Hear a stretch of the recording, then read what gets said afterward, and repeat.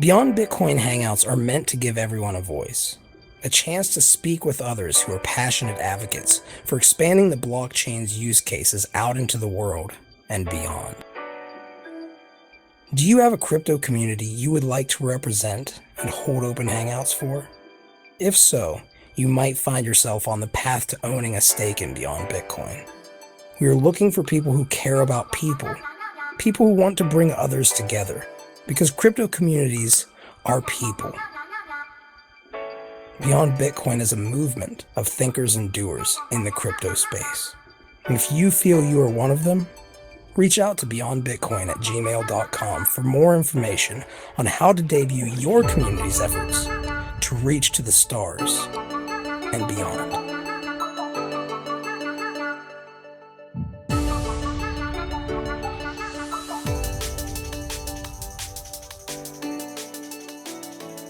Welcome everybody to another Beyond Bitcoin Hangout. Today is Friday, July 22nd, 2016. As we are every week, we are joined by a bunch of crypto nerds who love to talk crypto and love to work on community projects together, give updates to one another, and just overall talk about the current events in the space. For those of us who are not here every week, you might hear a lot of us talk about BitShares. That is because most of our community at the core started at BitShares, and we love the separations of power and the ability to create smart coins, market-pegged assets, and various other smart crypto instruments that we can use as tools to help enable a free market economy to arise from the cryptosphere. So with that said, we have a bunch of tools that are popping up. One of them is Steem. We try to keep these hangouts decentralized in a way where the community gets to upvote the content that we cover. And I must say that the PeerPlays group is following the idea 100% of the way. They have been here for the past few weeks, gathering a following, and they are asking people to upvote their content on the RSVP thread. So what you're going to see if they continue this is that every week they are going to have a very high rating in terms of how many votes they have for their RSVP. And I suspect they've been reaching out to people in the crypto space who have been in Steem and asking them to upvote their RSVP threads. This is the model that I would like everybody to follow if they are trying to get coverage here, because I'm in this position where I can, of course, let people come and join and talk about various projects, and I could even charge them to do so. I could say, give me some heat ledger tokens and I will let you on. But I'm not trying to be the person who decides who makes it on or off, though I can upvote content like that. I think that it's important that we give the power to the crypto community who's joined Steem, which is another tool that is built from the BitShares toolkit to help our community grow. And we're seeing a lot of new faces who are starting to see what we've been doing and what we've been backing for so long. So I want to just, give a little golf clap to everybody here. We've gone through some tough times. We've gone through some better times, and it's a wild ride, but all of you are still here to watch this amazing journey unfold, right? But with that said, PeerPlays, you guys are first this week at $36.33. You've been upvoted to $36.33, which means that you guys have been reaching out to a lot of people and strategically reaching out to people in the Steem It Whale community, potentially. So, or even the mini whales. You guys are smart, and you guys have been utilizing the structure of these hangouts. So you guys are in first place today. Do you want to get started? Thank you very much. My name is Jonathan Bahai. I am the president of Bunker Chain Labs, the company which is heading up the PeerPlays project. And this week's update, yesterday we posted a sneak peek about our upcoming referral program. This is going to allow everybody who's a PeerPlays holder to get access to $7,500 pool prize of Bitcoin. This is a sneak peek, which means that this program is not starting anytime soon. It's going to be starting later on, but we wanted to let everybody know about what's coming so that everybody can prepare. Also, in our update, we let everybody know that on July 31st, we'll be opening our Slack channel. And you definitely want to get in on that because there's going to be all kinds of cool little tidbits coming out in there that normally we, be able to give quick updates and be one-on-one with the team here. So that's coming out July 31st. And I know that a lot of people are anticipating that. So that's exciting too. That's it for the updates, really. We posted that on Steem and we also posted on our website. I will post the link following this update so that everybody can check it out on Steem and give us the upvote. And that's about it. I hope you enjoyed this update. Awesome. Hey, Crypto, do you have anything that you would like to say? I think Jonathan covered pretty much most of it. I guess I'll add that that the logo contest results came in last week. I know Jonathan spoke about this in last week's hangout as well. That contest went really well. We had a ton of entrants or a ton of entries rather. A ton of participants, a lot of really good stuff. We're currently working on a few revised versions of the winning entry in regards to the colors and the fonts and things like that. So we're going to have a few options as to the final version for that in a few days or maybe a week here that we'll be able to post and show everybody, and everyone will be able to check out the new updated version of the PeerPlays logo. That version, of course, will be then integrated into some banner ads, and those banner ads will be able to be used by people who want to participate in the referral program in order to attract new users to the PeerPlays platform and get their referral rewards points with those. So yeah, that's I think Jonathan covered everything else. The referral program is that we posted the on the PeerPlays news site. If you go to peerplays.com/news, it's right in the right top posted on the site, so you'll be able to check it out. And the sign up for the contest doesn't start until about the middle of August. So you still have a few weeks to look it over, and we wanted just to get this posted so people could start thinking about it and thinking about their strategies for participating in the referral rewards program and how they're going to. I know that we've got a lot of referral people that are in our community that are have their plans for bringing in new users. I do want to mention too, just so that there isn't any confusion, this is, sorry, I think I might have cut out there. Can you guys still hear me? Yeah, I was wondering if it was me or you. Okay, sorry about that. Where did I cut off?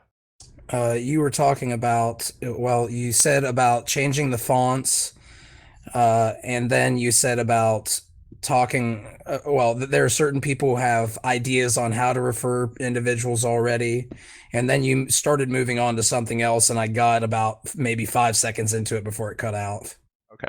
Okay, sorry about that. Yeah, so I wanted to mention specifically that this referral program is not in any way tied to the blockchain-based referral program, which will be built into the PeerPlays blockchain. So there is a referral program that comes with the actual platform, and that will be something entirely different than this. This is a referral program that the PeerPlays team is putting together in order to incentivize and give people the opportunity to earn rewards, referring people to the to PeerPlays to learn about the crowd sale that's going to be happening this fall, to get them interested in the platform. This is this is all independent from the actual blockchain-based referral program. So once the blockchain launches, there actually is going to be a referral program that's built right into the PeerPlays blockchain, and that will all the accounts that you refer, all the people that are referred to PeerPlays and open a PeerPlays account, the blockchain itself will route a percentage of their fees back into your account. And we'll have more information about exactly excuse me, how that program works. But yeah, so just to clarify, this is not the blockchain referral program. This is just a separate pre-launch referral program that we've decided to set up in order to to give back to our early investors, and also give them an opportunity to spread the word and earn some rewards by doing that. So, but yeah, Now, can I that's ask a quick question real quick? sure. Go ahead, Fuzzy. Um, it says that you guys have a prize pool here. Do you want to tell people how much the pool is? Oh, sure. Yeah, the pool is $7,500, and that will be split up. We explained the way that it's split, but essentially, for every referral email that you collect, and this will be contingent upon a few different factors. It won't just be about collecting emails. The person who gives their email will also have to read the emails we send them, and click on a few of the links. We want to ensure that the emails that you're collecting are actually people that are interested in PeerPlays. So, but pending those requirements, the emails that you collect will all earn you what we call just a referral point. And at the end of the period, then all of the referral points that you've collected, so let's say that you've collected 100 emails, you would have 100 referral points. Well, those referral points are then multiplied by the number of PeerPlays tokens that you hold. And so essentially what this means is that the referral rewards program is geared towards rewarding people for holding PeerPlays tokens as well. Our early investors are going to have an advantage and an opportunity to sort of capitalize on the tokens that they hold, because each of these referral points are going to be multiplied by the number of tokens you hold. So if you hold 1,000 PeerPlays tokens and you've made 100 referrals, earned 100 referral points, then you will have 100 times 1,000, which is 100,000 rewards points. And all of the rewards points then, after everyone has earned their referral points and multiplied it by their number of tokens, all of those rewards points will then be divided into 7,500 and split out according to the ratio that's owned by each person. So I hope hope that's not too confusing the way I just explained it, but Makes perfect sense. yeah, you can read it on the new peerplays.com/news, and yeah, it's pretty straightforward. And just sort of to give you an idea of some of the numbers, if you go to cryptofresh.com right now, you can see that there's a little over 300 separate accounts that own PeerPlays tokens right now, and that is growing as the tokens are being bought and sold on the DEX. But at this stage, you've got a pretty good chance if you're a PeerPlays whale or even a semi-whale who has 500, 600, or 1,000 tokens, PeerPlays tokens, to make a good amount of money with this referral program. Because of the way that the tokens are allocated and the amounts that people hold and things like that. So, the prize pool itself is we calculated it to be enough to definitely make it worth your while to participate in the program. So, anyway, we'll have more information about this coming up in a few weeks. And for now, just check it out and maybe get the wheels turning in your brain about what you might want to do to participate.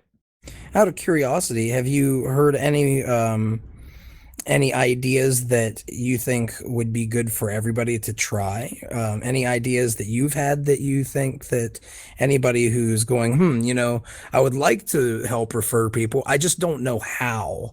Do you have any ideas for anybody who might have that question or might be standing in that area of thought? Well, there is one idea that we have, and I think that this is something that will need to be discussed, and arrangements will need to be made by the parties involved. But one of the ideas is simply that people who hold a lot of PeerPlays tokens might not necessarily also be people who are sort of professional referrers.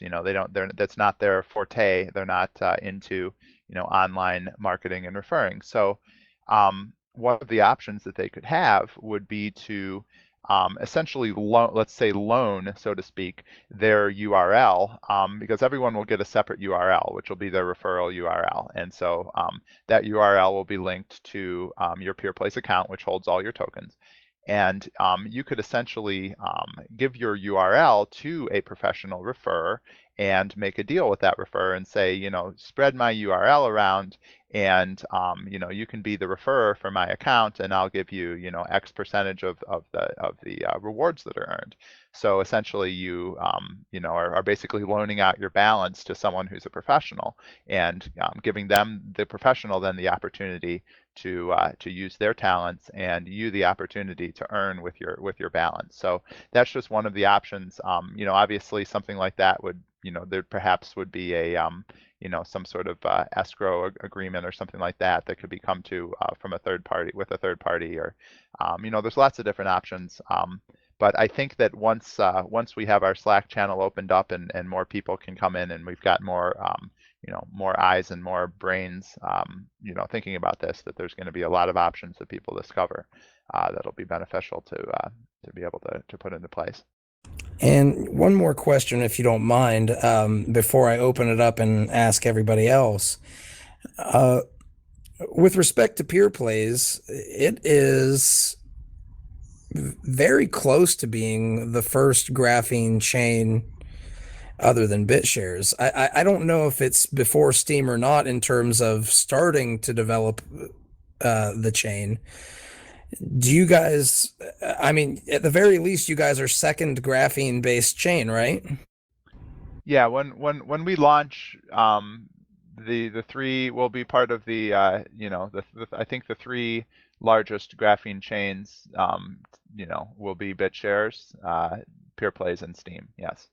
Yeah, so I mean, this is where I'm starting to see graphene's toolkit shine, which is why I bring that out, because for so long our community has been kind of waiting for this moment where there are actually projects that are going to take it and run with it.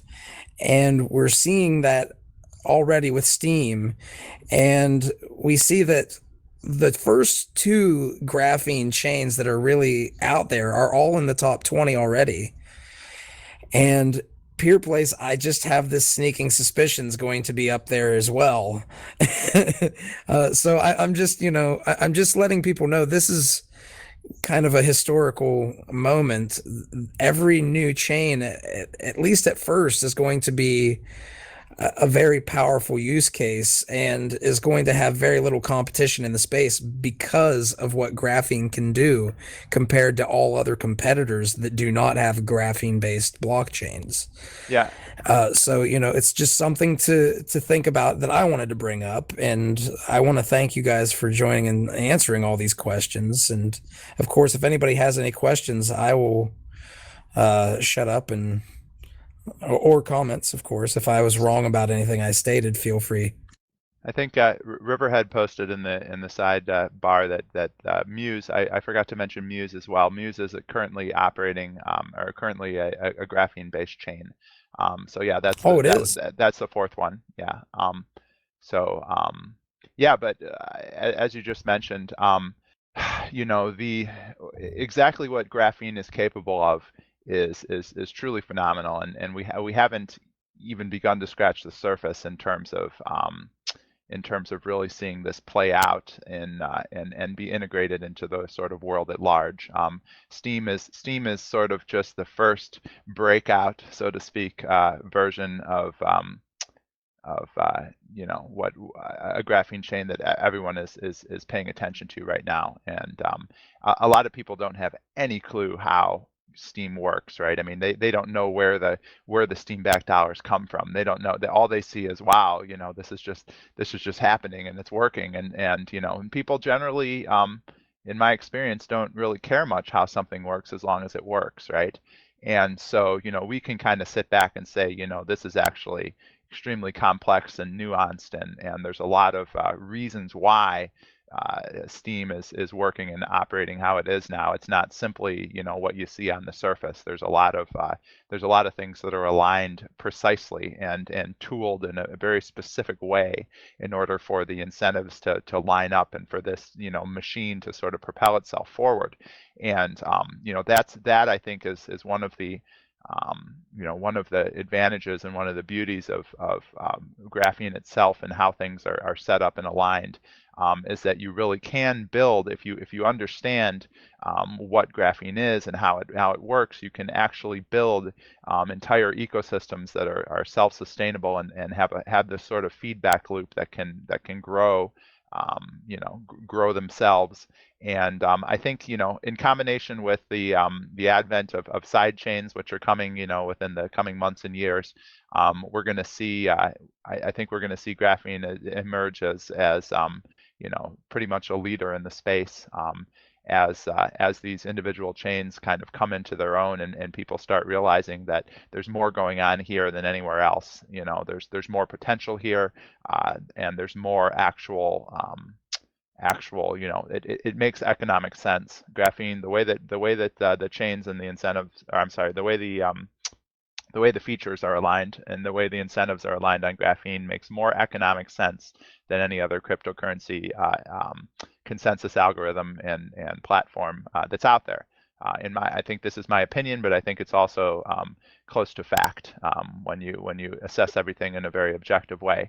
And so because of that, things are always going to sort of revert back towards the lowest common denominator, so to speak, which is everyone needs to have some reason to participate. Everyone wants to, everyone's acting from self-interest, whether that's enlightened self-interest or whether that's, just low level, like give me mine and I don't care about anyone else self-interest. It doesn't matter. That self-interest is what's going to propel, things economically. And that's fine, because people should be, rewarded for the work they do. People should, be able to own property and all these concepts that are, sort of at the basic level of economics and human to human relationships. These are all embraced and enabled in a very clear way with the graphene technology. And so again, because of the levels of complexity and because this technology really has been so far ahead of its time, it's taking a little while for it to, slowly come into the limelight. But when we have multiple chains now that are going to be in existence, serving multiple demographics, it was just BitShares at the beginning, and BitShares, has a very specific niche. But now we have a social media chain in Steem. We're going to soon have a gaming chain with PeerPlays. Of course, Muse, the Muse chain is focused on the music industry and smart contracts for copyright, copyright contracts for musics and songs and musicians and things like that. So all of these different industries are going to start to have options to plug into a graphene-based chain.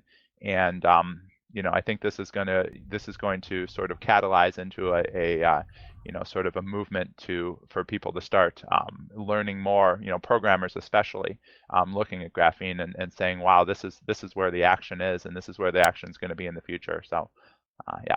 And we already see that. I mean, to a large degree. The interesting thing that I notice as I peruse Steemit, which is quite frequent lately, is that there are a lot of people who are saying that this is the first time I've heard of BitShares. Why have I not heard of BitShares? Wait, BitShares made Steemit possible?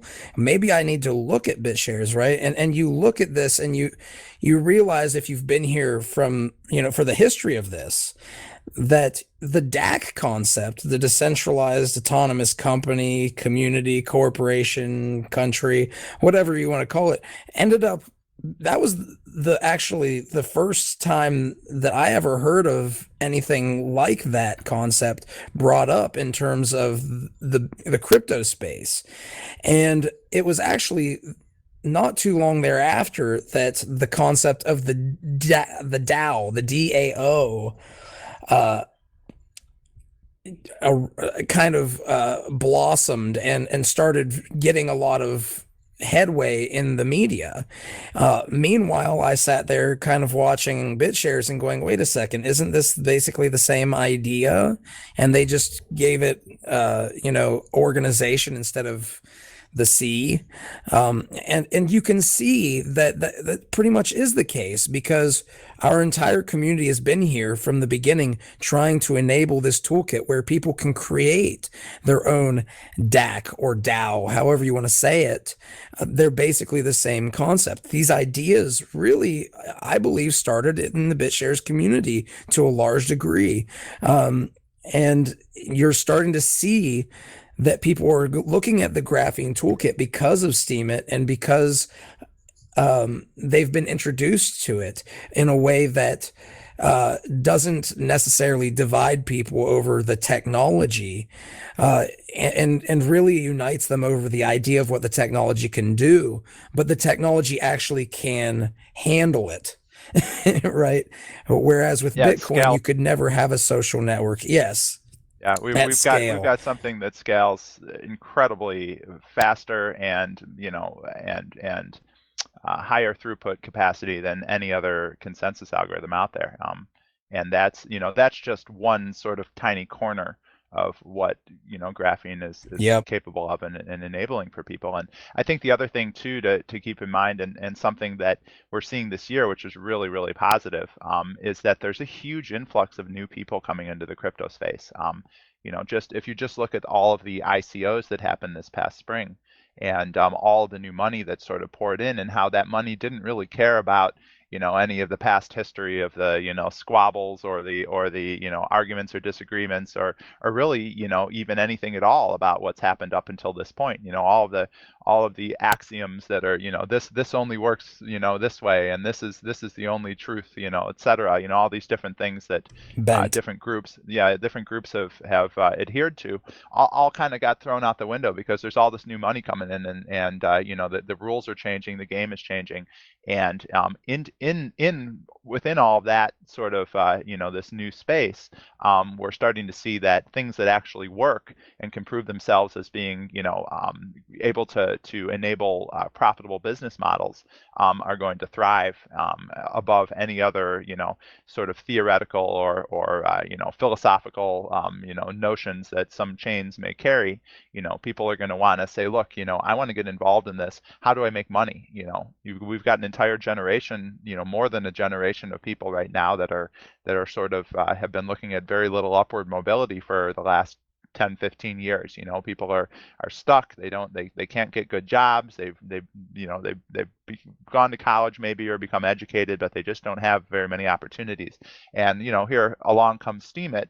All of a sudden, here's an opportunity to make, anyone can make money if you're creating valuable content and people like it. And it's just this is causing a whole wave of excitement in people. And this is just this is barely scratching the surface of what's going to be able to be possible in every different industry you can imagine, with the graphene toolkit. And this is why I see that this is why I keep talking about the reality that we're gonna emerge, as I think leaders in the space, in terms of where people are where their hope and where their attention is. There's been a lot of different projects and coins that have gotten a lot of the attention so far, but they haven't really proved themselves yet, and a lot of it's been speculation.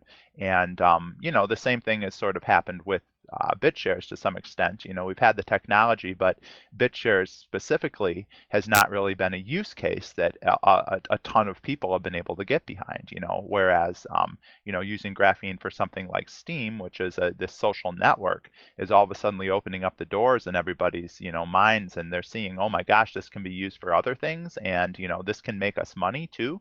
People who participate can make money. So, and PeerPlays will be exactly the same. The way that we're setting up PeerPlays is going to be for gaming companies are going to be able to use it and implement business models that make them money. Players are going to be able to use it and implement their own strategies and business models to make them money.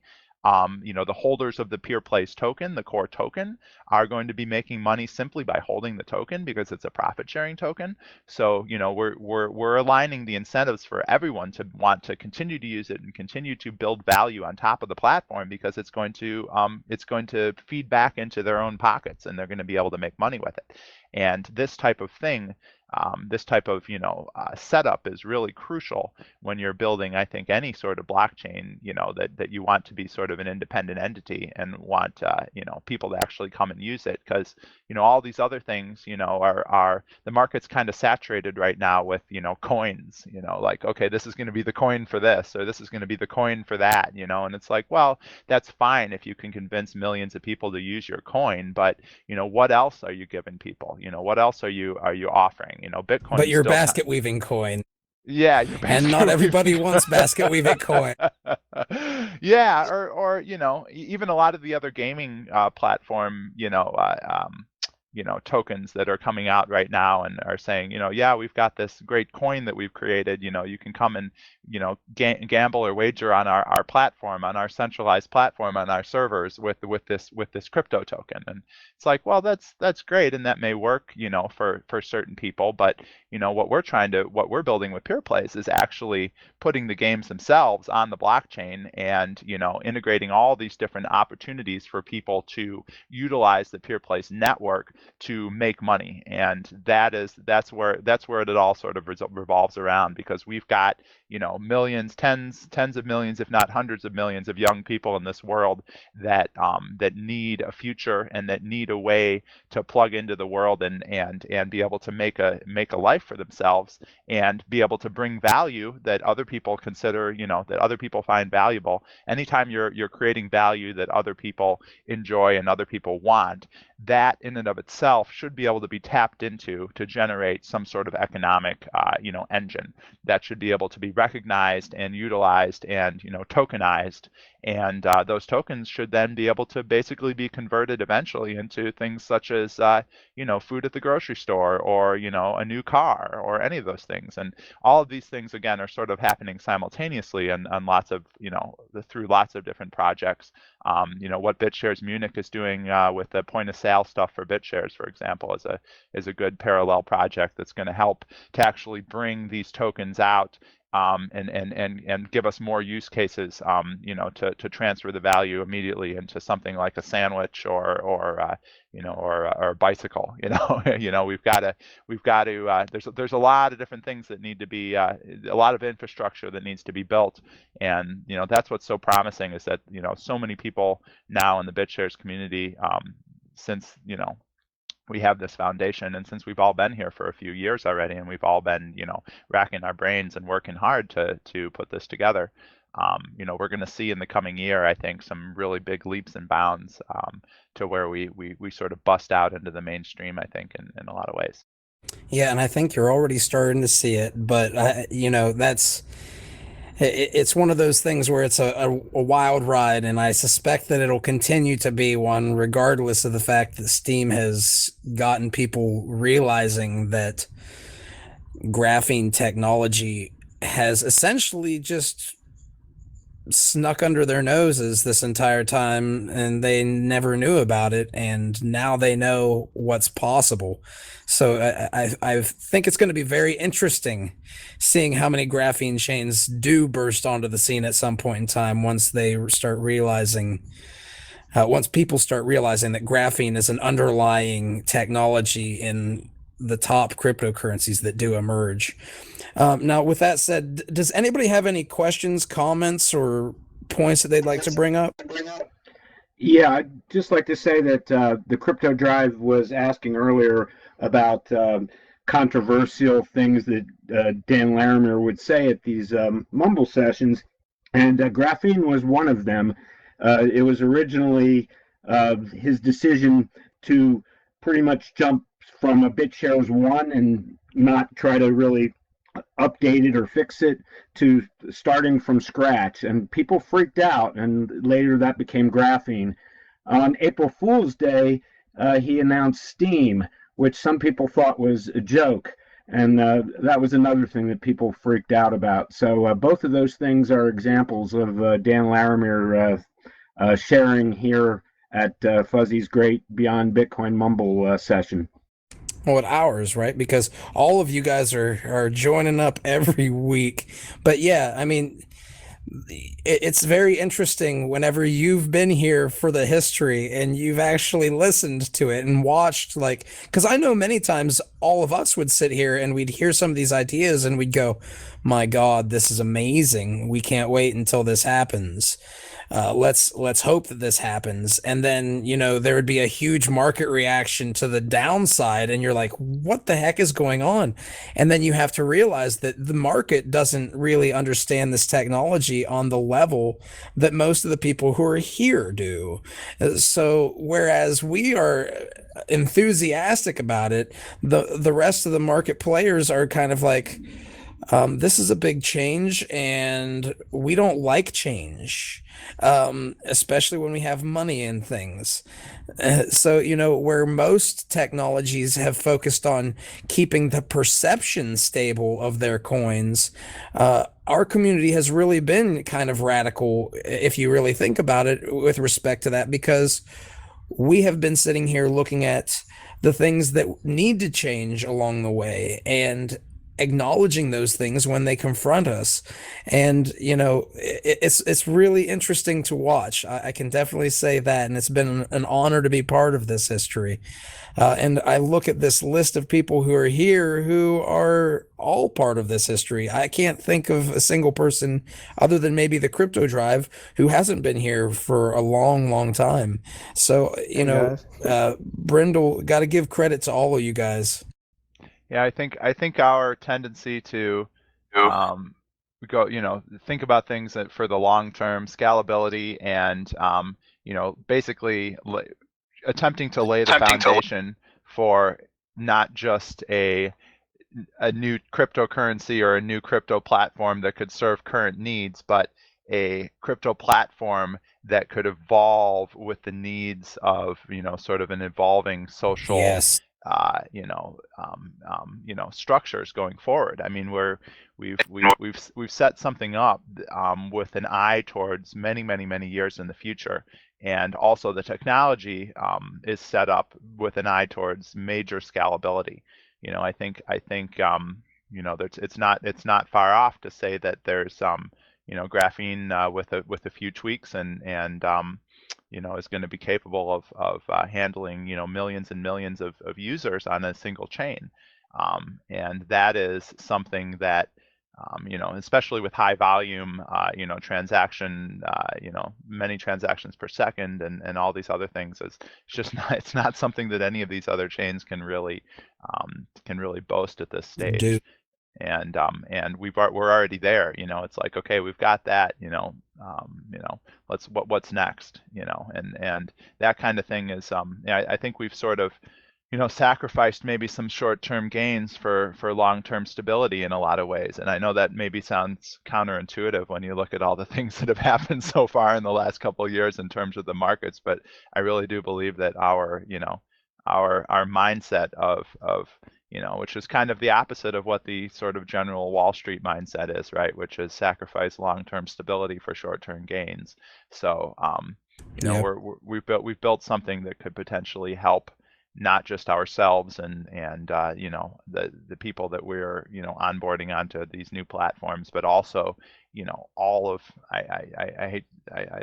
all of humanity in the future, by bringing forth these tools that can be used. And I think there's use cases for graphene outside of even these sort of companies, these decentralized autonomous companies. I think graphene can be used for political organizations as well, and that's something that hasn't really even been explored all that much yet in real world use cases. Although there are some groups of people that have been looking into it for a while and on sort of the peripherals. But in any case, yeah, that's something that needs to be mentioned, that we've sort of foregone any short-term, crazy gains. Although Steem has had some pretty great short-term returns for a lot of people, so I guess I can't say that, it's been a total loss. But But Fair enough. the attitude that a lot of us have had, really wanting to do this in service first and foremost. Yeah, obviously we want to be able to live off of this, and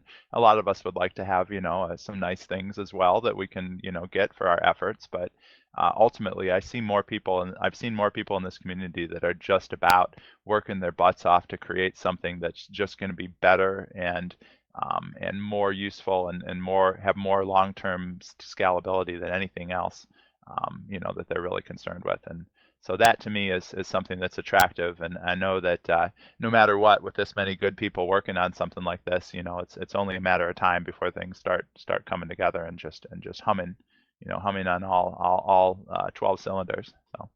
Dang, 12 cylinders, huh? Yeah, I can see that. I can see that analogy. Real quick, does anybody have any other points that they'd like to bring up regarding the PeerPlays? I know that we kind of veered off of PeerPlays a little bit and into graphing, but it's important to let anybody who is filtering into the Beyond Bitcoin Hangouts from Steemit and other places and are not aware of the history. I think it's important that we inject that history as often as we can rationally inject it, so those who are not aware can be informed about how this all plays out and what's going on in this ecosystem. So I just really want to give you guys the ability to also stand up and make any points or ask any questions regarding PeerPlays, since it's right on the forefront and doing some really cool things themselves that are not only going to help themselves, but other future chains that grow up in our ecosystem. For instance, like the dividends module that they've released. Do you guys have any questions, comments that you'd like to bring up before we move on to the next one? I got maybe one question that was coming up in a discussion we had a couple of days ago. Does anybody know, is Steem source code, is it open? Is it can you fork Steem today, or is it all closed? I'm gonna just answer this with what I think I know, and I'm not gonna say that it's guaranteed, but I'm sure enough that I'm willing to say I'm pretty sure that it's a custom version of Graphene and that it is not open source. But Graphene can be used to build other ecosystems similar to how Steem was built. Cube is saying you need permission from Steemit, so you can use it. It's open. I believe it's open source, but it's not licensed for open free license, if that makes sense. Yeah. Well, I think that would make sense. You don't really want to have anybody forking Steem with more marketing budget and just boost it out there. It was just coming up in a discussion that there was like a couple of ideas, creating your own Steem chain for, like, I don't know, charities or something. Because if you think about it, if you want to move a charity or forum on Steem, you have to rally with all the other content. And if you just have a small community, whatever you post there is never going to be as successful as the makeup tutorial or something similar. Well, I think this brings up a good point.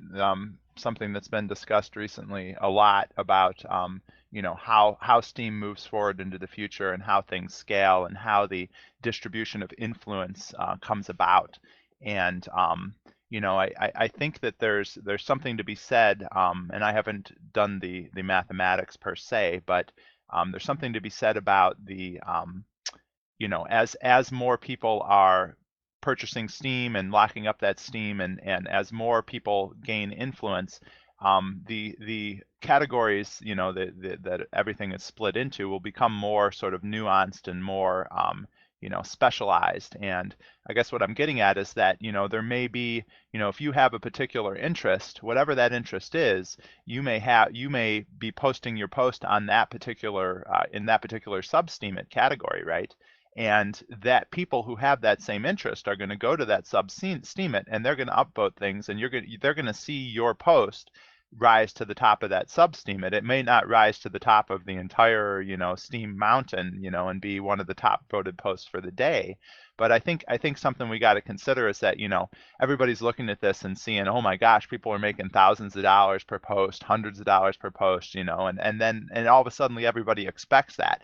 Somebody gets, $35 for a post and they're like, oh man, I'm a failure.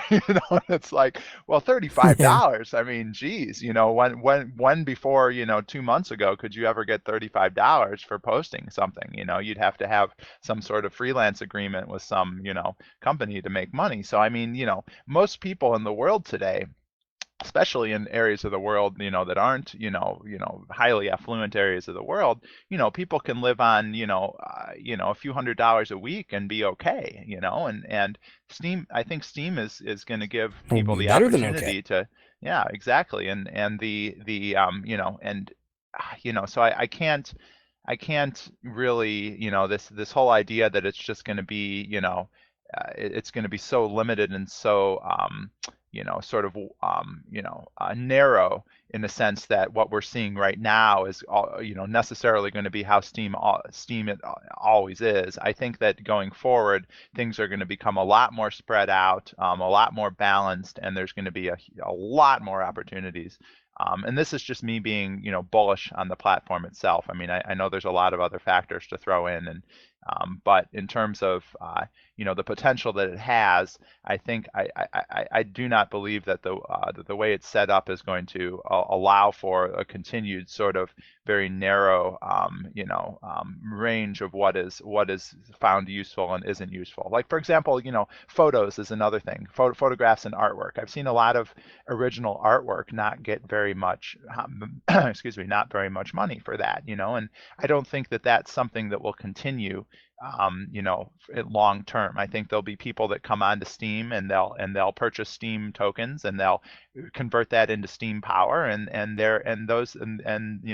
these would be artists, and they would immediately go to the art forum and they'd start generating content and start upvoting and start generating money for people who are other artists who are posting original artwork and things like that. So it's the way that it's set up allows for people to come on, and if the will is there and the energy is there, that for people to create the content and people to get involved and wield influence via their Steem power, you can actually generate and bootstrap these different communities within Steem itself. So whatever charities or any other specific specialized community that you have, I think there's ability to bootstrap there within the actual Steem, the Steem network. Can I chime in for a second? Not only, yeah, sure, go ahead.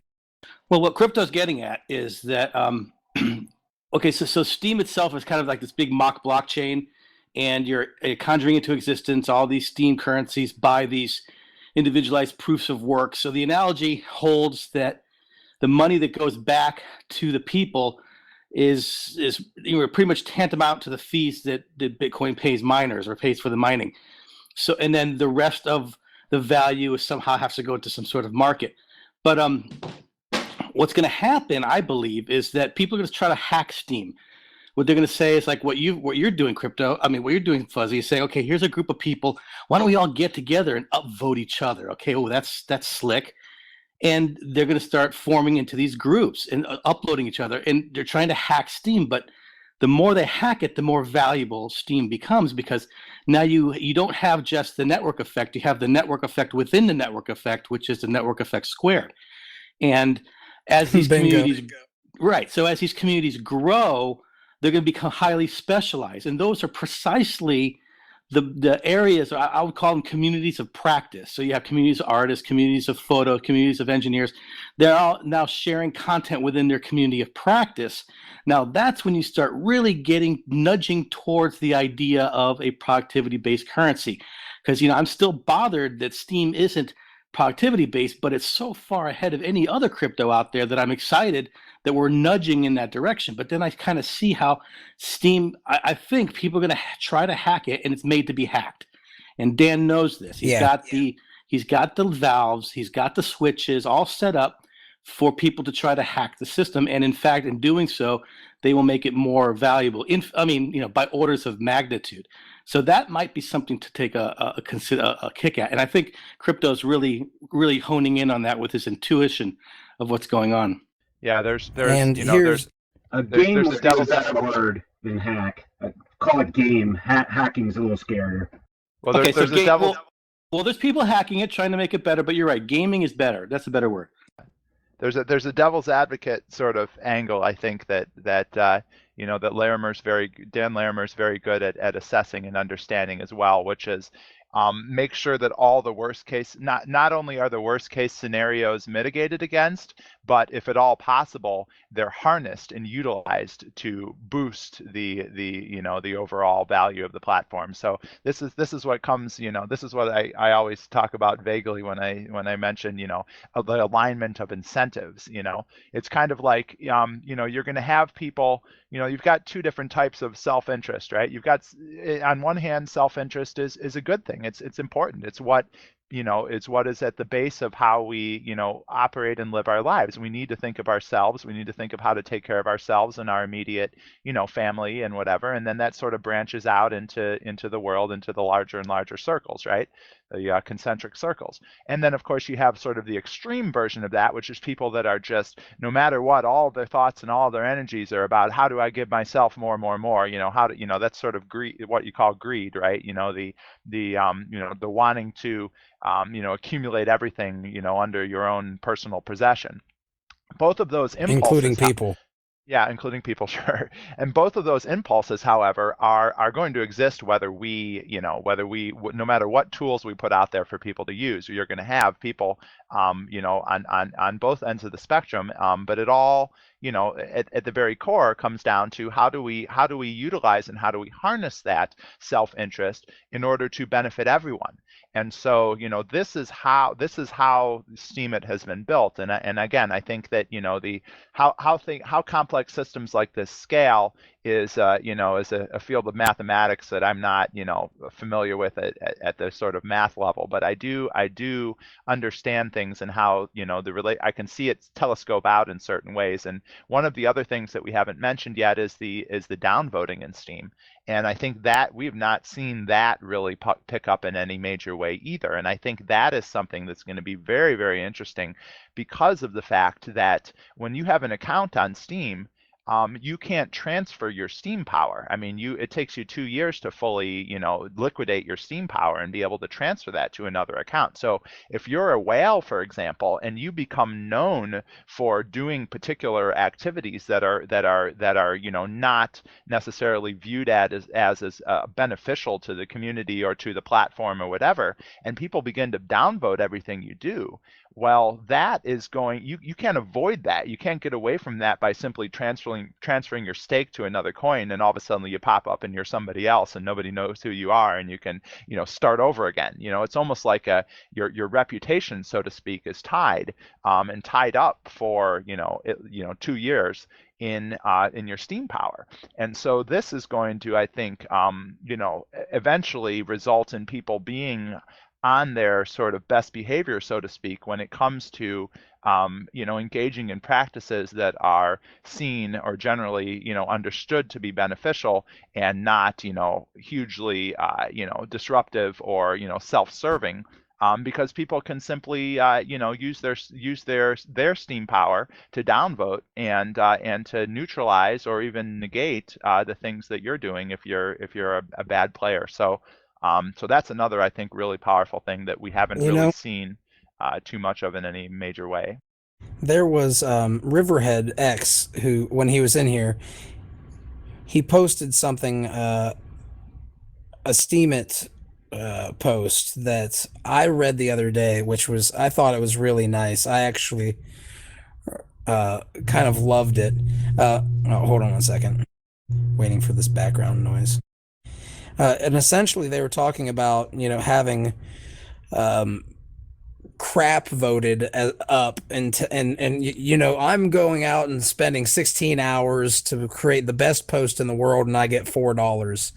And he basically, you know, he went around the bush and he kind of frustrated some people with the way he approached it. But the takeaway that I walked away with was a very salient one that I will not forget, and it was entirely true. It is that the value of your network can make you a whale, but maybe indirectly. But if you have very high quality content and you are persistent and you are reaching out to people and helping them and you're an active and engaged community member, after 2.5 years, like most of the people who are Steem whales who have contributed up to this point to get to the point where they're at in the graphene ecosystem, after 2.5 years, even if somebody who fits those prereqs that I just described isn't necessarily a quote unquote whale, they're going to have the likelihood is that they're going to have a large army of great whites, and they're going to be great whites too. And those great whites are going to travel with them in packs and are going to eat whales at times if they think that the whales are doing something that they're not supposed to be doing. And the whales are going to have a lot more attention because of that on them. So they have to kind of act the part, right?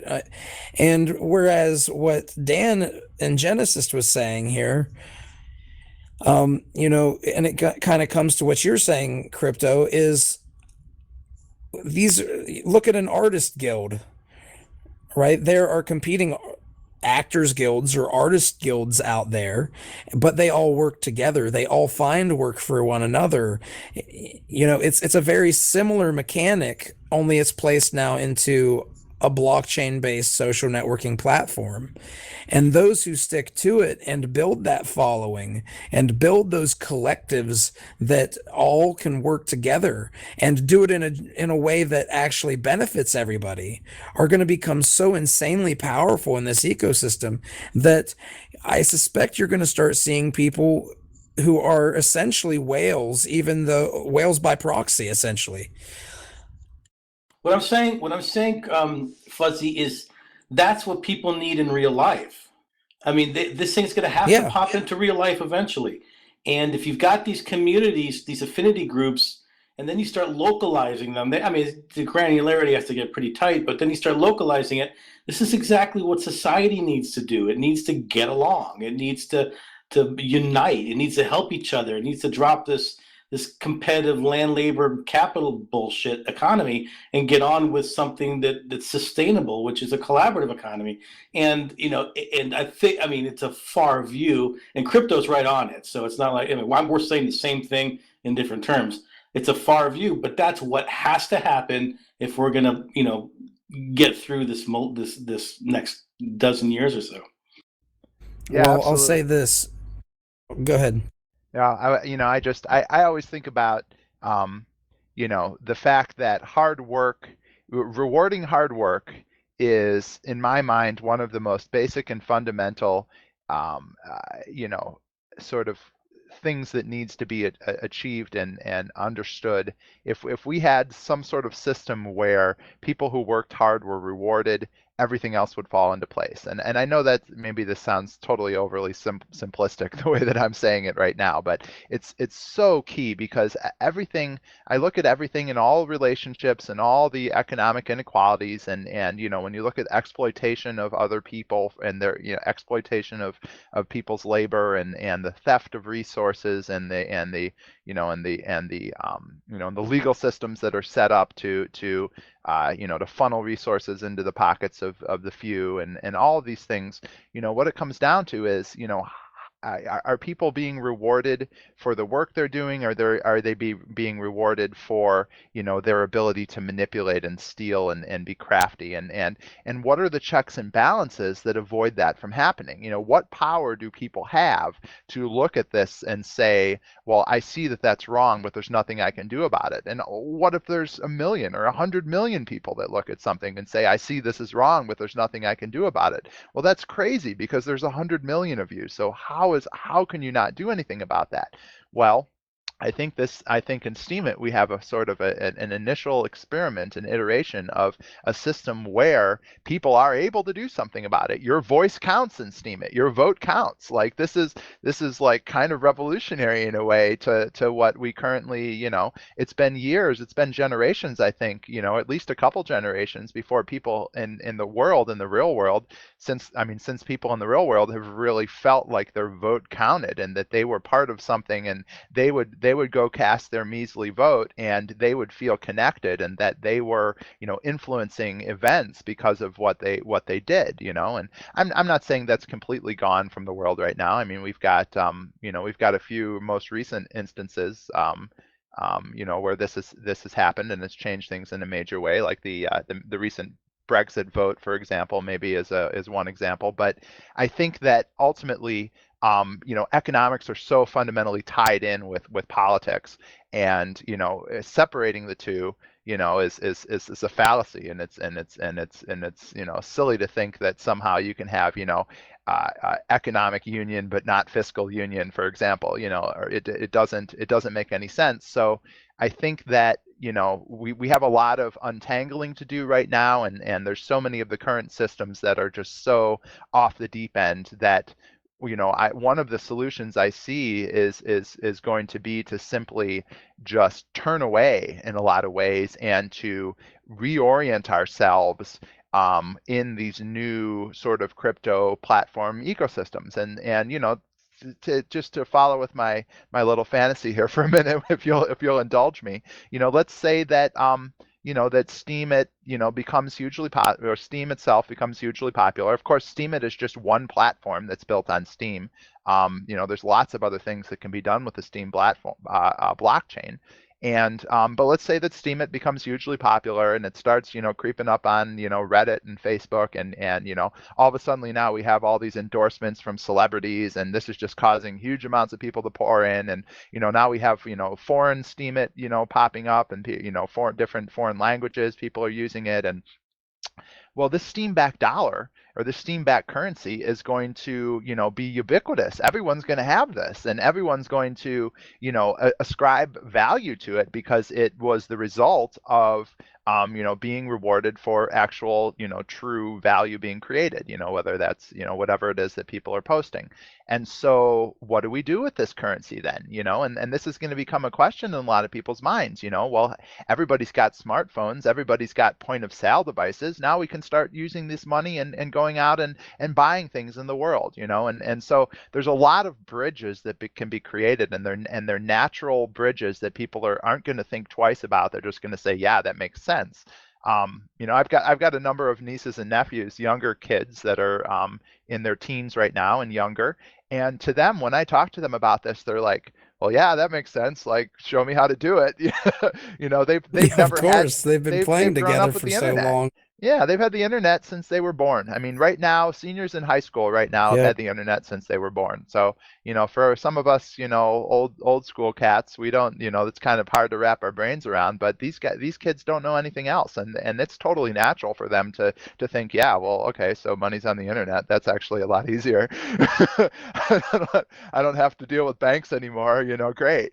So I mean, I think there's a couple of really good points here, and I really would like to circle back actually to BitShares itself, if you really think about it, because I share the similar vision. If you think about, okay, you have this really cool Steem platform, and you put out your posts, you do all the things, and you have now all these Steem-backed dollars lying around, but you don't really have a place yet to spend it. And that's exactly where we can really build this bridge. We can build the bridge between Steem and BitShares with the block pay, and also with our future Echo program, where people can really just take these Steem-backed dollars they earn and can send it to the mobile phone and then really use it in real life. And they can really just go to a store, buy a cup of coffee or a beer, or I don't know, so a couple of clothes. And if you really like turn that further, think about if you have a network pay station somewhere in the developed countries. Like recently, we saw these posts on Steem of this one guy from Africa. I think he got like $15,000. I think that's like 10 years of salaries for his home country. Like if people could just get that and consume it in their countries, in their home countries, that's going to be really, really changing. And what I really envision is what we're going to see is we're going to see a lot of inflow into the BitShares platform. Just think about it. If we have like 1,000 block pay installations, point of sale installations worldwide, and we have a volume of like 200 Bitcoins every day coming in to the BitShares platform, where's this money going to? It's probably going to stay there. It's going to be exchanged into something else. Maybe it's going to be sold again over Polonix, but who cares? It's going to be a lot of cash and volume. It's going to be a lot of liquidity that is flowing in. And I'm very excited basically to really see that, because that will really drive BitShares as one of the global exchanges really up to the front. And 3-second transaction times is just going to blow everybody away, because all of a sudden now this is instantaneous, and who else has that? And who else can handle really currently, as we speak, with the current bandwidth of the witnesses, thousands of transactions a second, and 3-second transaction times. I mean, that's people are going to start looking at this and saying, why am I even using, I hate to say this out loud and publicly, but why am I even using Bitcoin anymore when I can have instant transactions and be able to trade in a whole sort of spread of different currencies and different value instruments. Well, I think what is important for us here, we really have to look closely at the roadmap that we have with Steem. What we can see is they already announced that they're going to issue more currencies. So right now they're really just going to start with US dollar, but I don't see any problem why they shouldn't use or issue a euro or an RMB or any other currency, major currency, in the next 6 months and issue that to the people. It doesn't have to be a dollar that you can earn. And then if you are adding all the marketplaces and stuff, so then it's really going to get a really broad, interesting, and very busy platform. And what I think, actually, if you really look at all these Steem explorers, I think we already make more transactions than Bitcoin ever could do. I think it's like 10 or 20 transactions per second. So we are way above everything already.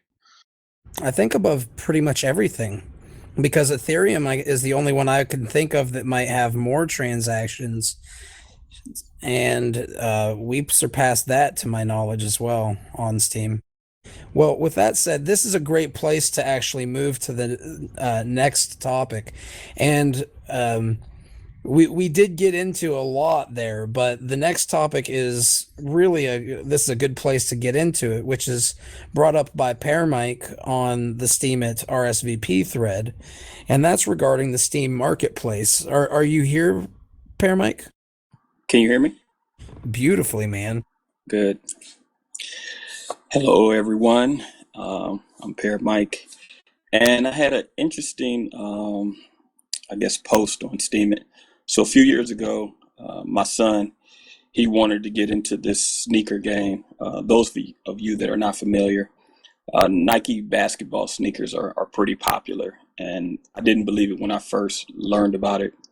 My son was showing me that there were YouTubers that were ordering sneakers and doing reviews on different sneakers, and the number of views that they were getting was like astronomical. And so I started to learn a little bit more about the culture based upon what he was showing me, and actually kind of following the market a bit via YouTube. And so as a result, he got more interest into it, my son that is. And so he said, Dad, I want you to help me because I want to enter into this business. I said, okay, so I'll buy you your first pair of sneakers, high-end pair of sneakers that he was going to then try to market and sell for a profit. And so that was a short-lived idea that he had. He never did anything with them. So I got these pair of sneakers that I've been sitting on. No, you took them back. No, I didn't take them back. He just never did anything with them. And I told him that, you got to move them. You got to sell them. You got merchandise here that you're not moving. So it was just kind of a passing fad for him. He's still in love with it, but he's not in love with making it a business. So not yet. So right, not yet. So what kind of led me to the post about it is I had a buddy from work. He needed a couple dollars a few weeks ago. So I loaned it to him, and I had also told him about Steem a little bit earlier. So he had gone on, and he didn't even have an account set up. I said, go ahead and just write up something and send it to me, because I remember he had published a couple books prior to. And so they were on Amazon, and he was, telling me over time that he never really got the traction and people were downloading his works and all of that. So I said, well, write up something. I'll get you set up on Steem. And so he did, and he wrote an introductory post. And so his post made, I don't know, $400 or $500 or whatever it was.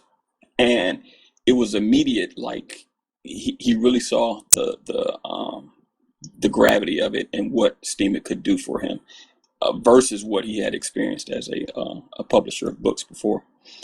And so how this relates is he said, okay, Mike, I know I borrowed a couple dollars from you. He said, and this was after the payout. He said, did you go ahead and initiate any of the rewards? Did you cash out yet? And I said, no. I said, it's in your account. I said, we can do that. He said, well, as opposed to cashing out, why don't you just, take the money that I earned in Steem It, take the equivalent amount and transfer it over to yourself.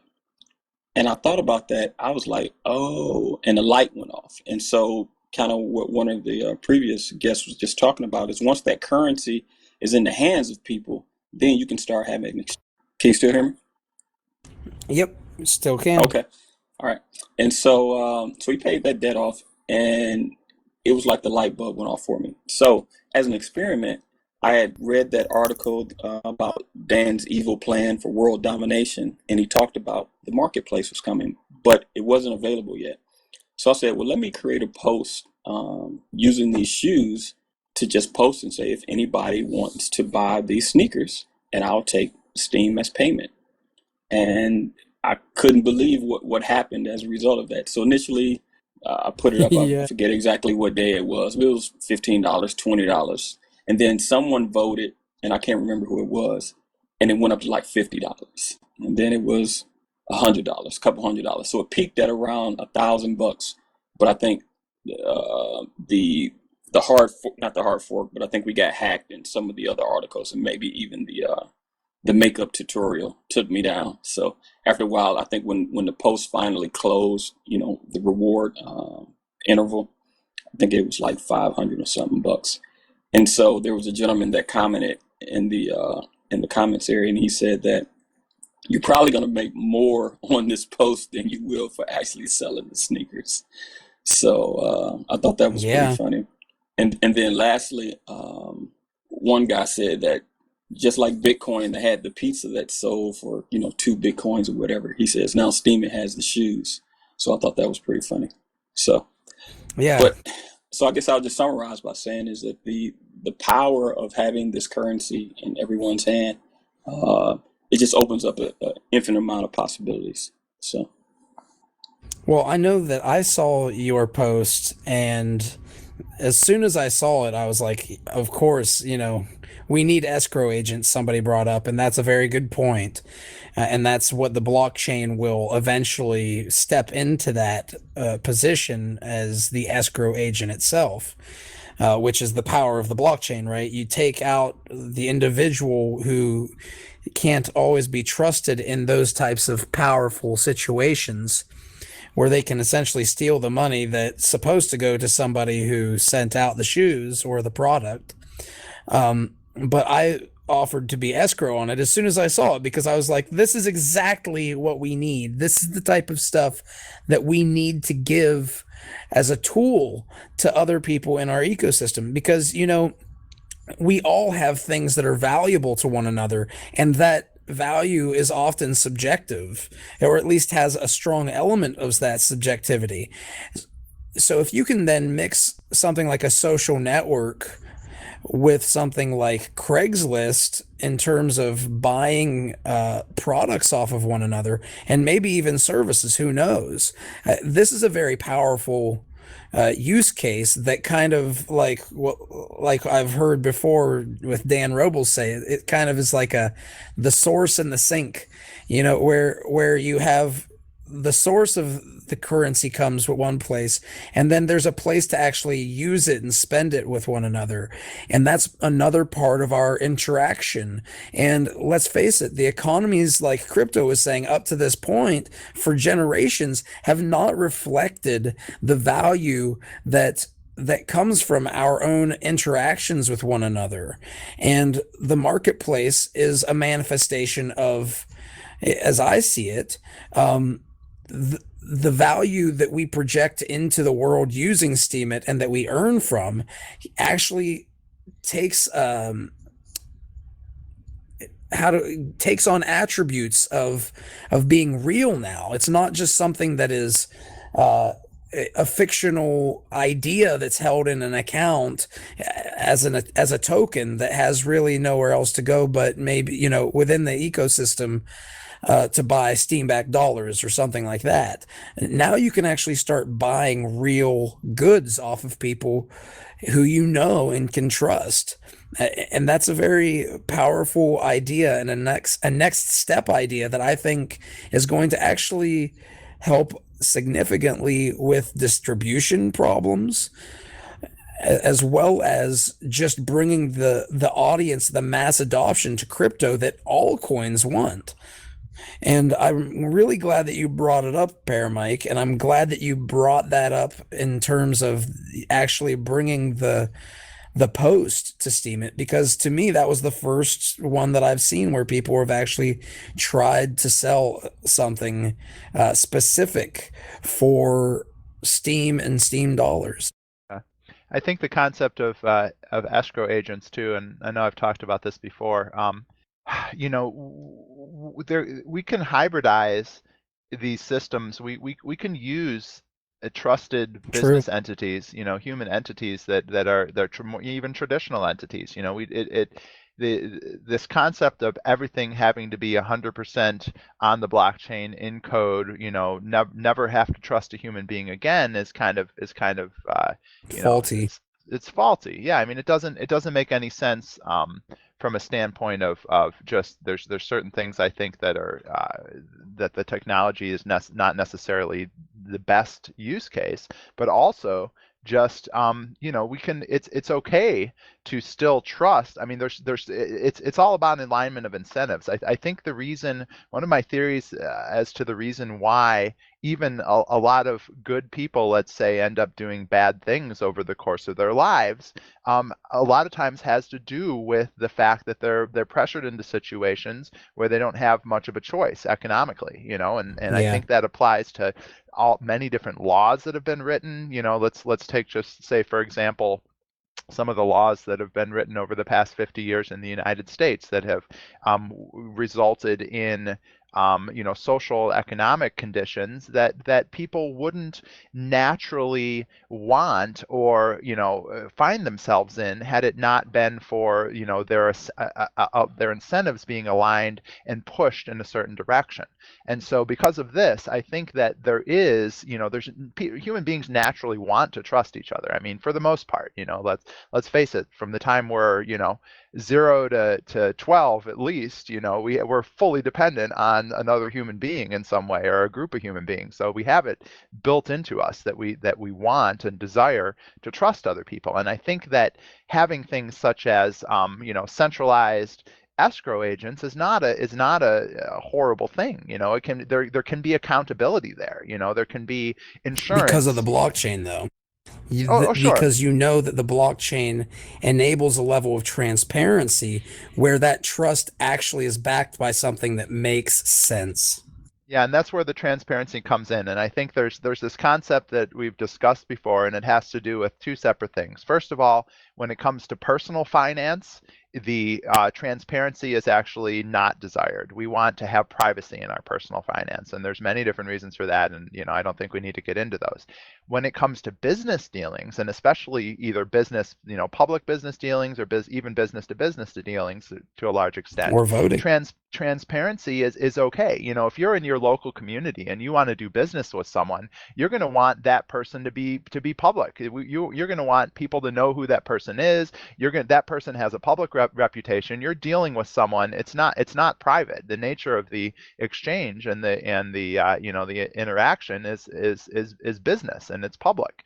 And so in that respect, having this transparency on the blockchain, and for example, you know, in terms of what we're talking about, you know, having escrow services set up? Well, specifically what Dan Larimer posted in that post about, setting up the escrow features for Graphene had to do with setting up the ability to propose a transaction to a specific person and then have a third party approve that transaction after, the goods have been exchanged. So I could propose, I want to sell you these sneakers for 50 Steem dollars, and you would accept that proposal, and that 50 Steem dollars would then be locked up on the blockchain.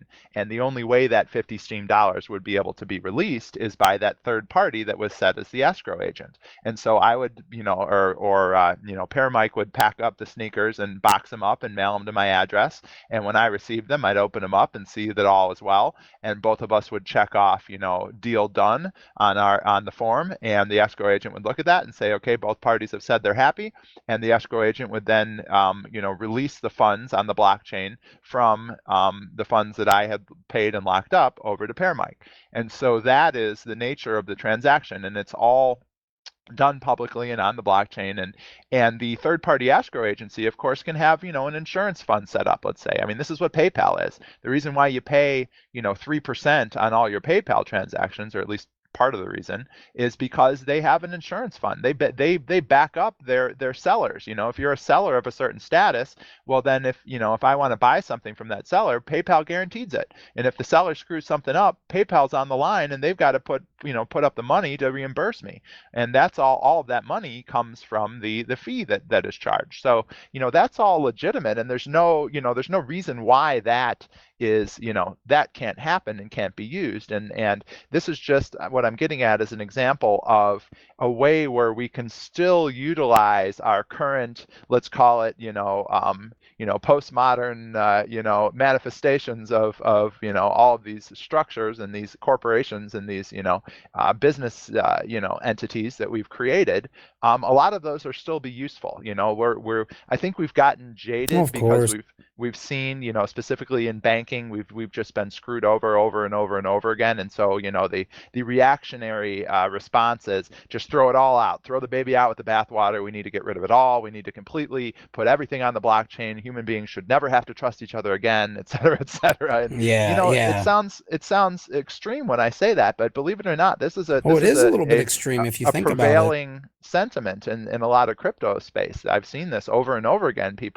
And the way that people design their blockchains are around these ideas. And this is the one thing that's really, I think, again, another thing that's great about Graphene is that the way that it's set up allows for sort of these hybrid interfaces of being able to use trusted third parties in tandem with the blockchain in order to capitalize on existing, things that we have set up, existing entities, business entities or structures that already work and are already, ready to go, and jumpstart whatever it is that we're trying to accomplish. In this case, it would be a Craigslist style, marketplace for Steem dollars, for example. So anyway, that's just something I wanted to add. That there is. I think there's going to be a lot of opportunities. Somebody wants to, literally, there's an opportunity I see here now where for someone to start a business similar to PayPal and become the Steem-backed dollar escrow service of choice for a Steem-backed dollar based like Craigslist service or something like that. Like this is just one of so many different business models that entrepreneurs are going to be able to look at and realize that, oh my gosh, this space is wide open for something like this. And and this is how we can all get our piece, so to speak, of the new economy going forward. How we can all find our niche, how we can all get in there and and make some money off of what's happening and what's emerging here. What are other people's thoughts? I mean, I know I can talk all day, and I know that Crypto, you and I can sit on the phone for literally 10 hours talking about this stuff and not want to stop. So for those who have a tendency to kind of sit back in the back of the room as wallflowers, I mean, I would love to try to urge you guys to consider giving your thoughts on this stuff, because there's a lot of cool stuff going on in this area, and there's a lot of potential. Yeah, I have a thought, Fuzzy. During this process, I came across a post by a guy His name is Luke Stokes, at Luke Stokes. And I posted the link in the mumble here. But his post was how to build a product catalog on Steemit. And he has a sample there that you can actually create. And so if you look at that link there that I put in the post, it takes you off and it's kind of like a shopping cart piece that he put in. So he has a company that he uses. Well, he has a company and uses this thing. I guess it's called Foxy Cart. I'm sorry. And he was saying the possibility of using Steem to be integrated with this cart mechanism. And I just thought it was pretty brilliant. So it would be good to maybe upvote his post and see if we can maybe even engage him, because just as Crypto Prometheus just pointed out, is that entrepreneurs will see different, I guess, problems, within the Steem ecosystem and start to fill it. And I definitely think that his idea here could be one that would be beneficial. I agree, and I'm glad that you brought it to us. This is one of the things that I'm noticing is going to become important moving forward for our Hangouts, is finding the various content creators on Steemit who are covering the stuff that we are talking about quite frequently. Literally people who resonate with us, and to bring on their posts and their ideas and display that stuff to the world. And also, if we can get these people who are writing these posts on board, we'll essentially be bringing more and more individuals, even if they're from various other cryptocurrencies. It's not a bad idea to have them on board, bringing them on to talk about what's going on in their spaces and how they can help Steemit. Because all of this stuff, let's face it, since it's based on graphene, even if you're not a Steemit holder, and you are more of a BitShares holder, when you have all these different communities building tools for Steemit, many of them are going to be made available for BitShares and other graphene-based chains, or at the very least will be able to be made available at a minimum of extra effort. Which, let's talk about efficiency, right? I mean, that's one of the powerful things about the technology that we are wielding right now. So I definitely look at this Foxy Cart by Luke Stokes. Now, it's a 2-week-old post, so I don't know how much upvotes are going to help it, because to my understanding, upvotes to posts that have already been paid out are significantly diminished. So that's just my thoughts on that, but I'm glad that you did bring that. And if anybody has people who they see in the ecosystem doing cool things like this, please reach out to them and let them know to join our Hangouts, and let's help to debut what they're doing for the ecosystem so they can get some of the attention that they deserve, because it's just going to help all of us in the long run, right? There's already a Steemit meetup group forming in Seattle, and that's the kind of stuff that really gets me excited. Again, we're touching the ground. People are going to be getting together, localized trading. That's just imperative. One opportunity with Steem and Steemit is for people to fulfill the roles that Local Bitcoins has been and help people get directly into Steem without having to know anything about Bitcoin. Just meet you at a coffee shop and give you some money, and you give them some Steem for a percentage. Again, the key is we have to find each other in physical space. I mean, I just can't get any more succinct than that. And it's coming. We see it. We got to accelerate it. True that. Yep, I agree. I think it's kind of an interesting phenomenon that we are first finding each other in virtual space, and the physical space is sort of an outworking of that, right? I mean, I in my mind, it was always inevitable that the first movers were sort of spread out all around the world. I mean, I remember when I was growing up, I had some good friends and I had people who were really ultra aware.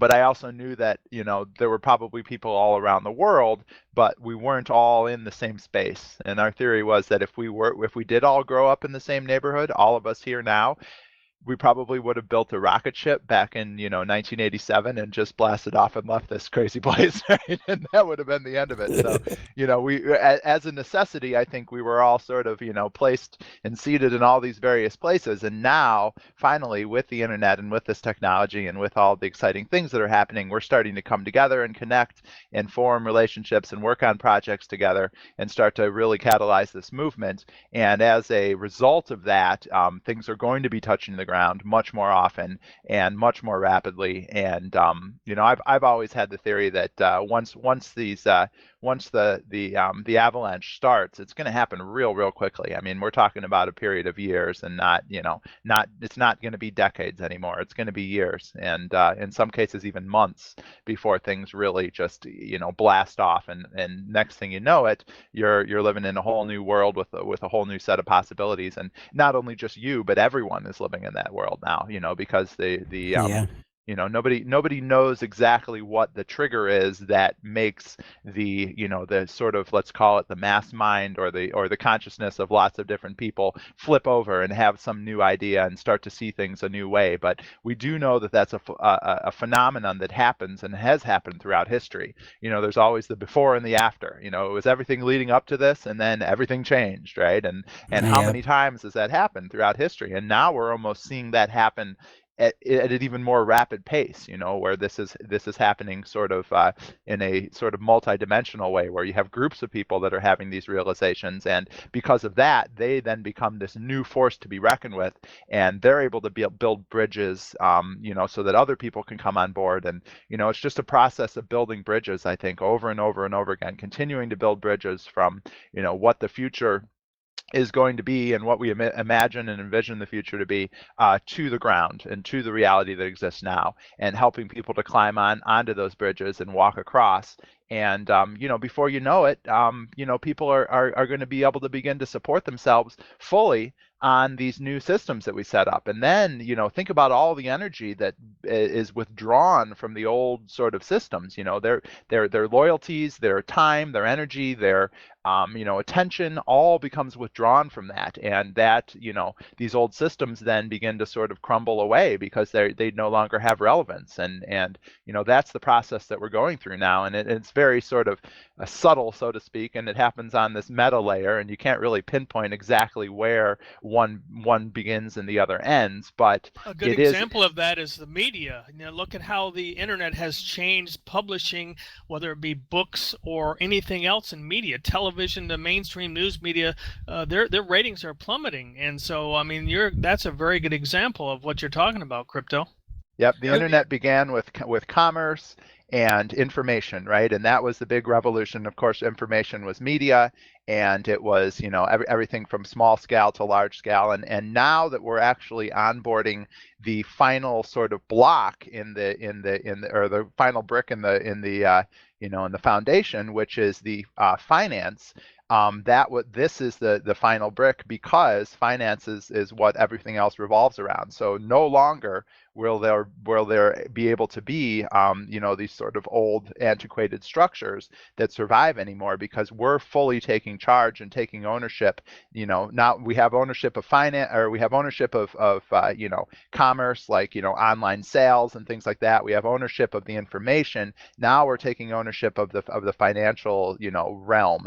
And you know, once we fully have that, and once we're fully able to, you know, take charge of that, and people are able to utilize these new tools, I mean, it's a fait accompli. You know, it's already written in stone. It's already happened. It's just a matter of you know, the next few years, these things working themselves out and actually becoming sort of manifest in the world. And yeah, it's going to happen real quickly, though, I think. There's another piece Well, missing. you know, go ahead, Dan. Okay, Sorry. the other piece missing, I think, so I wrote a post on this called you know, hacking the financial system, and there's 5 components, and finance is one of them. Of course, one of them that we disregard is accounting system. Right now, what is valuable is what Wall Street says is valuable, and we're obviously discussing value which is not included under GDP. So there's no accounting system for that value. And this is a problem that Curiosime solves, of course. But I won't get into that. What I want to talk about is the dichotomy. I think getting to a point you are getting to crypto dichotomy about the social structures. One is you have, like, if you anybody ever spent time in a less developed country, you'll see where there's this very lack of government. You find there's very nuclear families, very nuclear communities, and they're built to keep ideas out. They govern themselves excellently, but they keep new ideas out, and they don't grow very fast. Whereas you have a place like the United States where people can travel and spread new ideas, but then the nuclear family breaks down, or the nuclear those neighborhoods break down. So what you want to get to is the best of both of those. You need to have the social structures which self-govern, and the ability to exchange ideas. What you don't want is the inability to exchange ideas and communities that can't govern themselves. So there's 4 probabilities in that, and we're trying to get to what you're explaining, what you're envisioning, crypto, is the optimal, where we can actually spread ideas and we can self-govern, and we're not there yet. I think we have to get there through the accountability system, but finance is certainly a huge piece of that. Well, I think accounting, what you're talking about, accounting, is really, I think, at the core of everything, because it's who's keeping track in the ledger book of who owes what to whom and who did what. I mean, if you look at everything simply as a series of interrelationships between human beings and keeping track of who did what, right? It's kind of like if you've got you've got all your buddies and they've done favors for you, and you keep track of all those, and then you have a favor-based economy, or something like that. Like anything that we do, as long as we agree on it, that it has value, and we all agree that this is how we're going to trade and operate, can be accounted, in some sort of accounting system, and be used as the sort of coin of the realm, so to speak. And I think what Steemit specifically is done, at least is beginning to show, is that we can create our own accounting system and assign value to whatever we want. And in this case, we're assigning value to new content that's being created.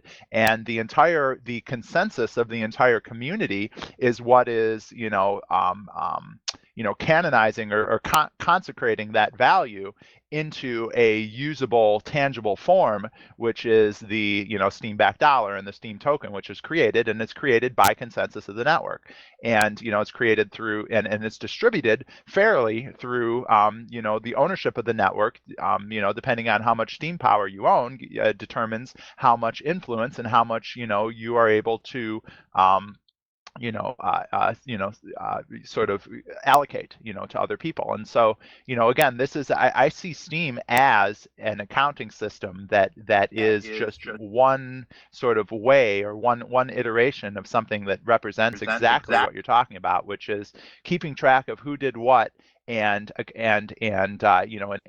creating some sort of tokenization of that, and then having that token be something that everybody can then trade and things like that. So I think utilizing this type of scenario and trying to coming up with other creative ways going forward, and of course, again, coming back to PeerPlays, we've got all kinds of things in the works in this regard, and I think people are going to be really, really happy and also surprised at how both simple and profound the system that we're setting up is going to be, in terms of allowing people who have existing games and talents for creating games, and also people who have the energy and who just want to play games and who want to interact and get involved in specific gaming ecosystems and communities, are all going to be able to use the PeerPlays quote-unquote accounting system, so to speak, to tokenize and create their value, and then have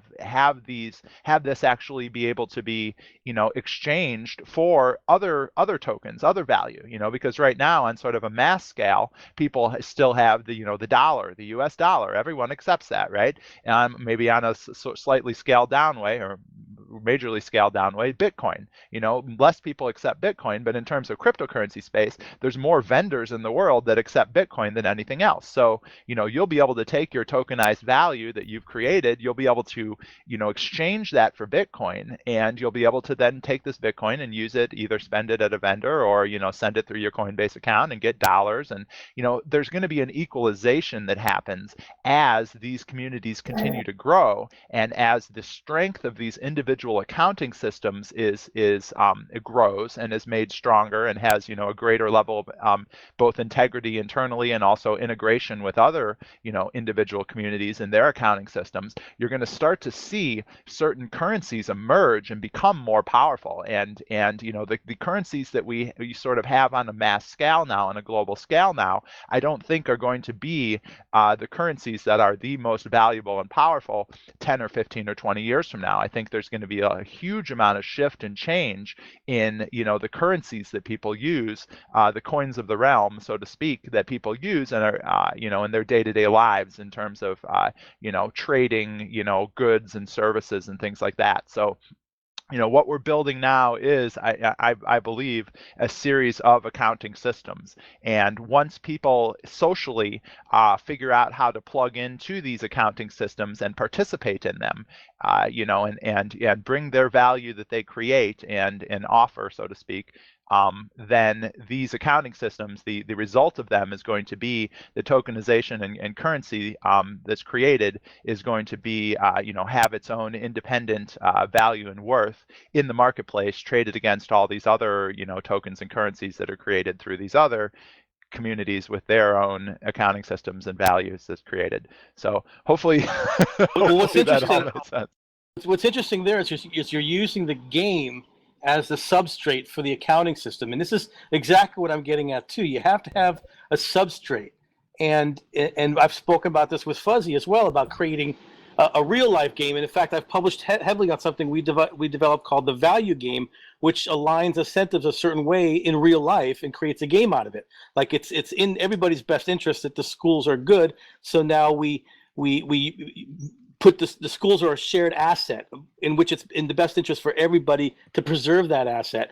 And now you can build a game around that, and you can actually, manufacture value. And this is something we were talking about, years ago. And so I'm always interested in the game aspect. And, my son plays games and they seem trivial, but you know what? I think there's a lot to learn in that when eventually we create the bigger game, the one that actually does, replace the game which is expiring before us. It's nobody's fault. It's just expiring, and we need to replace it with something. Yeah, and we can't see every one of the problems as a nail and the solution as a hammer, which seems to be what bureaucracies across the world are trying to do, to try to hold on to this power that they have, or the perception thereof, at least, within a paradigm that no longer is going to exist within the next, maybe 5-10 years. So, what we're seeing is this Cambrian explosion of possibility, like what crypto's talking about, and we're going to see these possibilities explode and be grabbed onto by those who intuitively recognize the value of the systems and the possibilities they bring. And of course, each individual is going to be able to make a change in those individual ecosystems. They're going to be able to make their way out into the world and find the ecosystems that philosophically reflect what they believe, and they can be a citizen of many of these quote unquote DACs, and this term is being used as decentralized autonomous country in this state, because I go back to what my wife said the other day that really got my attention, that we are now netizens, right? Geographically, we are not contained to the geographic locations where we reside now. It's far harder to divide people because of the geography and the limitations that provides us. We have now found a way, for instance, just here is a great example, the Beyond Bitcoin Hangouts, where all of you guys join up. You're part of a community. And you don't have to drive 45 minutes to Nashville like I was going to have to go to a cryptocurrency meetup every week. I wouldn't, you don't have to necessarily have somebody go watch your children and all that stuff so you can go up. You don't have to get off of work and drive up there. You don't have to, go on a weekend and spend an hour and a half there and back. Not counting the gas money and all the other things that get in the way. You literally just log on from home and you participate in a conversation about something that's extremely important for us as we move forward in this generation's manifestation of solutions to the problems that we see, right? So, this is a really interesting time to be alive. It's been a very wonderful discussion today. Is there anything that anybody would like to bring up before I move on to just plugging something that one more person here in the RSVP thread posted? Any chance of a couple-minute break? Well, we're about to actually finish up, and then we can chat afterwards. But I did want to let everybody know that third place, there's a guy named R4F Ken, and that would be on Steemit at R4F Ken on Steemit.com, and he is the creator of something called Steemit Meta, where you can go and see the real-time prices of Steem and Steemdollars.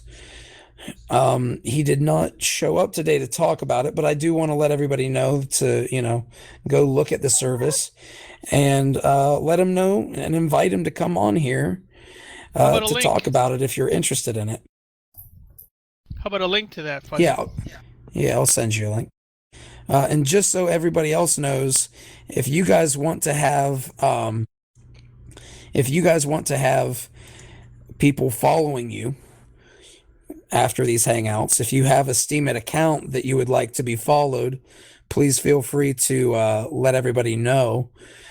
Crypto, do you have one? You've been speaking today. Sure. Yeah. Just our main website is PeerPlays.com.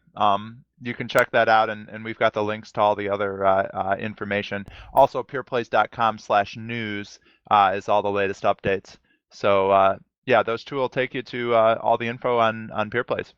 Out of curiosity, are there any places on Steemit where, or rather this, on the news site, do you guys ever post the Steemit announcements so people can upvote from there?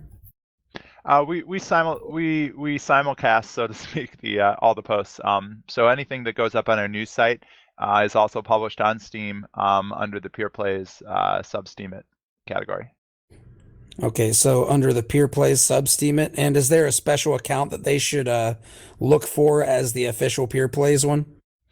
Yeah, the account itself is also called PeerPlays. Okay. Does anybody else? I know Chris4210. He talked a little bit today, participated a little bit today, and I think he is at Chris4210 if you guys are interested in upvoting his content. Yeah, so we have a couple of news basically, but I think it's quite late already to get all the stuff still on the podcast. However, just wanted to give you a couple of updates. We just started a local contest about the Smart Coins wallet. So this is already online in the Google Play Store, so everybody can download the wallet already. And we just had a really successful, I would say, translation contest, which was quite to our surprise. But you can use Steem really in fantastic ways. We raised around $7,700 to pay basically everybody who helps us with the translations. And right now we are just going through all the GitHub's suggestions, and then we are going to pay out the rewards to everybody who helped us with the translations. So that is quite fascinating to see how you can use Steem to really get work done and kind of crowd vote your work. And in the same idea, we just started basically a logo contest to really do the same again and see if you can get some good logos. So if you're a designer, or if you know a designer who wants to earn a little bit of money on the side, just give them the link and ask them to participate. I also want to give you a short update. I have a worker right now talking about the BitShares.org website. I want to update that a little bit. I want to create a worker and a new mock-up for that, especially because I think that we have a lot of people from the Steem side right now who look at BitShares.org, they look at it and they don't really understand what we are doing. And I think that's primarily because the site is very technically, it's written for blockchain engineers, but it's not written for regular consumers or startups. And I just sit down together with a design team to really get a new mock-up for the website. And I'm going to post a couple of pictures in the next couple of days to really show, okay, what could be a new design, an easier way how we can really explain BitShares to the people to get them in. And I also hope that we can have some really nice infographics that really just explain each of the core features of BitShares, so that everybody really understands, okay, this is how it works. Now I understand, and that's why I should also start to build my business or to start to trade on the platform. So I'm working on that one, and you're going to get a couple of new information about that pretty soon. And if you have ideas or feedbacks, just give me a mail at chris@bitshares-munich.de, but you can also reach out to me on the forums, BitShares Talk, and also social media. And on Steemit, if they want to upvote and follow your content, what is your username on there? Well, it's at Chris4210, very easy to find, and I'm always around. Okay, anybody else who spoke up today who would like to give their information on Steemit or any other contact information? If not, I will say my name is Fuzzy. You can follow me at Official Fuzzy on steemit.com, and you can follow our hangouts there, upvote them, and I ask everybody to consider participating in this. This is really a test case for how we can decentralize these types of meetups to enable the participants to lobby to have their content elevated in the list of priority content to be covered. So I just want to press upon how valuable it is that you ask other people who have really good content and projects to consider joining with us, to please consider also upvoting the content and the projects that they would like to cover in these hangouts. I intentionally built these this way because the vision is to enable me to have these hangouts, to hold these hangouts with various crypto community advocates coming to these hangouts and talking about the problems as we see them, the projects that we think will potentially solve some of those problems, and also to be able to kind of find a way of teaching one another how we can use this ecosystem to benefit all of us. So these are options that are available for you. The RSVP thread will be posted approximately within 24 hours of these hangouts being posted. So always look out for @OfficialFuzzy for those posts and try to upvote this content if you like what we're trying to do. And I assure you that the funding is going to go toward trying to make it better overall. So thank you guys, everyone, for attending today.